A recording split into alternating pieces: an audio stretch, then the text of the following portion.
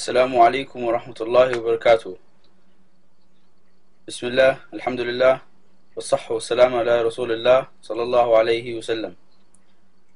Today, my brothers and sisters, I narrate to you the story of a young girl in a town northeast of Manchester called Rochdale. It's an extraordinary story and a true story at that.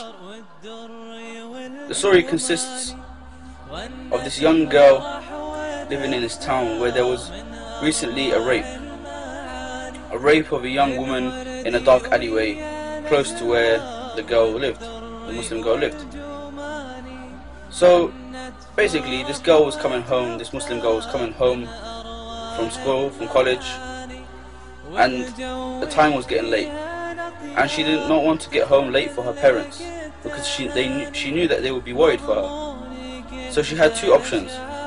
She could either take the alleyway that girl had got raped in, or she could have taken the long way round. But she knew if she took the long way round, she would get home after dark and her parents would be very worried for her.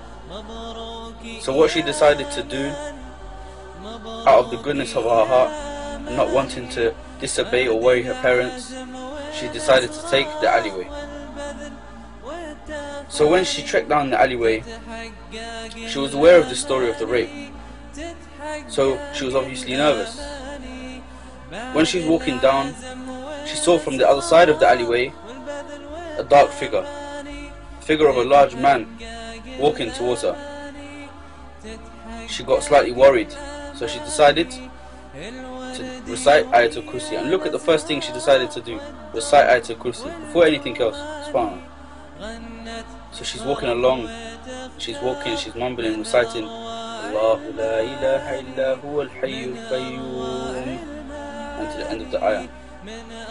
So when she's walking, this man, he comes closer and closer and closer, and she starts quickening her pace, starts walking a little bit faster to try and get out of the way, get away from this situation that she's in.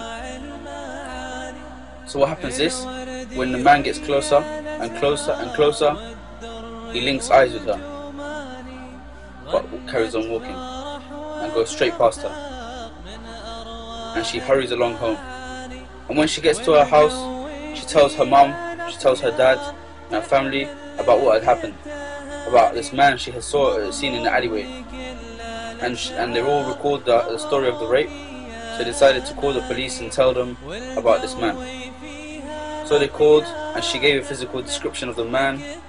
And a few days later the police called her back, and they asked her to come into the station so that she can do a lineup, so she can pick him from a line. So basically what happened was, when she got to the station, both the rape victim and the Muslim girl identified the same man. So later on in questioning, they took him and they asked him, why is it that you raped that girl but didn't rape the other girl, i.e. the Muslim girl? And he said, why would I rape her? Meaning the Muslim girl. Why would I rape her? When I was walking towards her, I saw two huge men, two huge figures walking on either side of her. Allahu Akbar, Allahu Akbar, Allahu Akbar. Look at the virtue of what she was doing. The Ayatul Kursi that she was reading for protection from Allah. She only seek protection from Allah and nothing else. None of these amulets, eyes, and all other sorts of shirky charms and whatnot. She recited Ayatul Kursi, and Allah helped her because she was reliant upon Allah only and no one else. Because if you truly and sincerely turn to Allah for protection and aid and seek His forgiveness and His help in every matter, then Allah will turn back to you and protect you and reward you and give you everything that you deserve, insha'Allah ta'ala.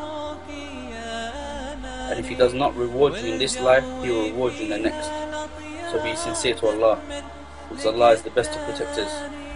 He can send down angels, He can make things happen, He can do anything.